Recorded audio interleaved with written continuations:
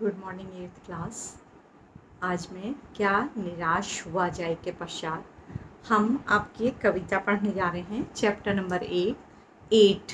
यह सबसे कठिन समय नहीं है।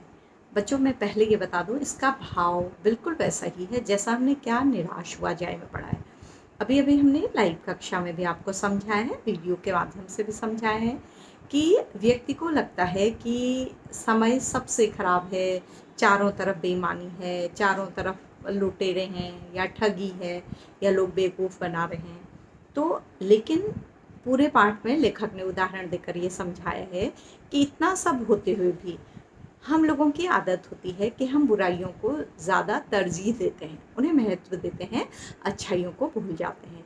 तो यह समय है खराब, बुराइयां फैली हुई हैं समाज में, बेईमानी है, भ्रष्टाचार है, लेकिन इतना भी कठिन समय नहीं है कि हमें निराश होने की आवश्यकता है। तो बिल्कुल बच्चों, ये कविता भी ऐसी ही है। यह सबसे कठिन समय नहीं, जया जादवानी द्वारा लिखी गई कविता है, जिसमें बताया गया है कि व्यक्ति को लगता है कि उसका सबसे खराब समय चल रहा है। छोटी छोटी असफलताएं हमें डरा देती हैं, हमें परेशान कर देती हैं। हम समझते हैं कि हमारे जीवन में कभी अच्छा समय नहीं आएगा। तो लेखक यही समझाना चाहता है कि यह बहुत खराब समय नहीं है। अगर देखा जाए तो अभी भी मतलब पॉजिटिव थॉट्स हैं समाज में, सकारात्मकता है, जिसके आधार पर हम अपने जीवन को खुशी से, प्रसन्नता से जी सकते हैं, है ना। नेगेटिव बातें ही नहीं है, हमारे चारों तरफ सब कुछ नेगेटिव नहीं है, नकारात्मक नहीं है। हमारे जीवन में ऐसा भी कुछ है, सफलताएं भी हैं, या समाज में, प्रकृति में ऐसा कुछ हो रहा है जिसके आधार पर हम अपने जीवन को अच्छी तरह जीने की आशा कर सकते हैं। मतलब इस कविता में कवयित्री जो हैं वो लोगों को आशावान बनाना चाहती हैं, निराश नहीं रहने देना चाहती हैं।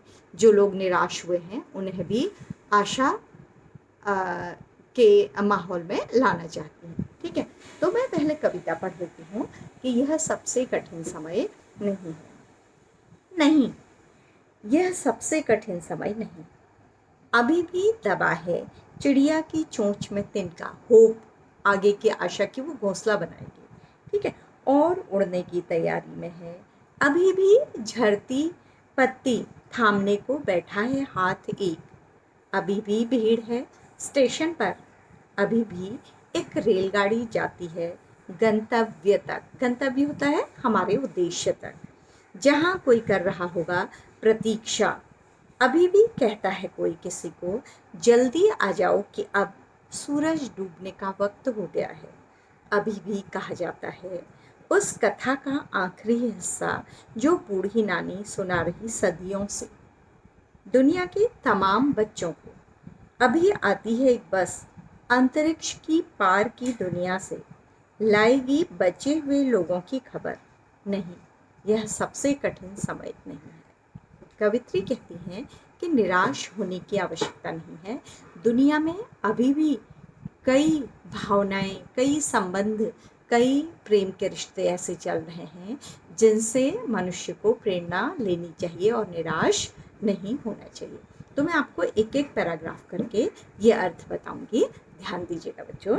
सबसे पहले मैं आपको बताऊंगी कि नहीं, यह सबसे कठिन समय नहीं है। लेखिका कहती हैं कि कभी कभी हमको लगता है कि हमारे जीवन में बहुत कठिन समय आ गया। बच्चों, कब लगता है? जब हमारे जीवन में कोई असफलता आ जाती है, हम निराश होते हैं, हम किसी से बिछड़ जाते हैं, कोई दुर्घटना हमारे साथ होती है। तो लेखिका कहती है नहीं, अभी भी जीवन में उम्मीद बची हुई है, क्योंकि हमें चिड़िया को देखना चाहिए कि चिड़िया इतने तूफानों का सामना करती है, परेशानियों का सामना करती है, लेकिन उसका घोंसला भी टूट जाता है, लेकिन अगला घोंसला बनाने के लिए वह फिर परिश्रम करती है और चोंच में तिनका लेकर नया घोंसला बनाने की तैयारी करती है। तो जब भी हम निराशा में डूब जाएं, हमें आशावान होना चाहिए और अपने जीवन में आगे बढ़ना चाहिए। किसको देखकर? चिड़िया को। और अभी भी चिड़िया उड़ने की तैयारी कर रही है, परिश्रम करने की तैयारी कर रही है, जो उस चिड़िया से सबक लेकर हमें भी निराश नहीं होना चाहिए। ठीक है, अभी भी झड़ती हुई पत्ती, झड़ती का मतलब है बच्चों गिरती हुई पत्ती, तो अभी भी ऐसी पत्ती जो पीली पड़कर अपने वृक्ष से अलग हो रही है, गिर रही है, तो कोई न कोई व्यक्ति उस पत्ती पर, उसके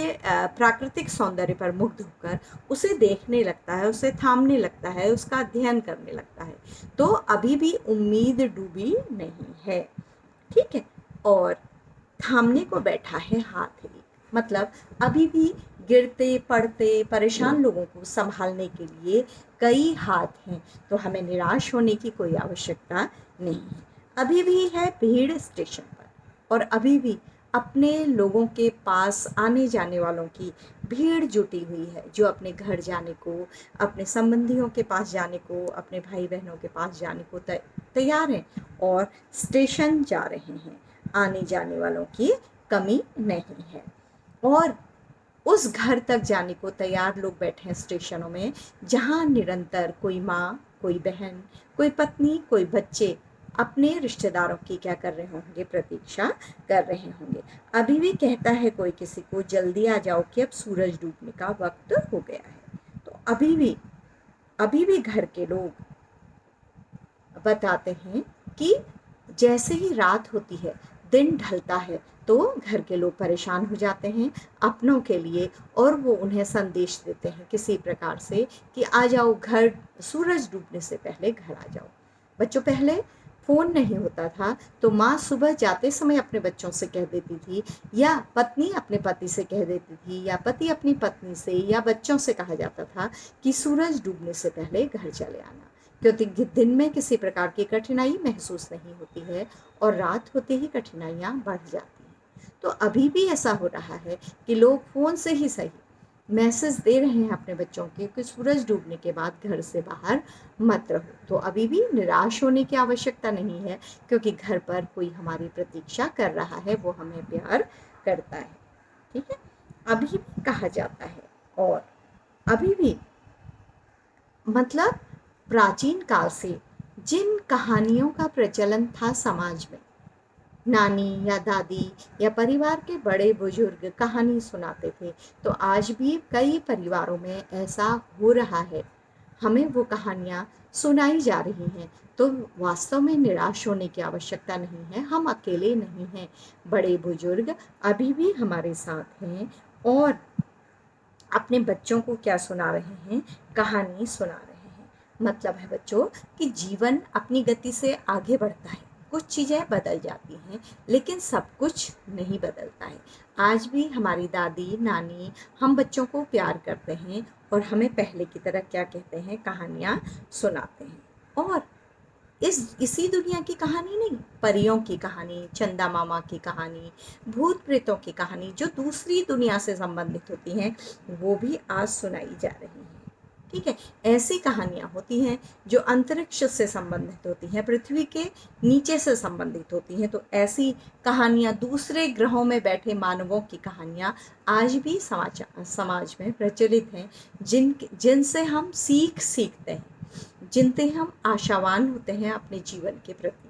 तो बहुत कठिन समय आज भी नहीं है। आज कहा जाता है बच्चों, परिवार नहीं है, परिवार टूट रहे हैं, बच्चों को अकेलापन है, लेकिन कवित्री कहती है कि हो सकता है कुछ जगहों पर ऐसा हो, लेकिन सब जगहों पर ऐसा नहीं है।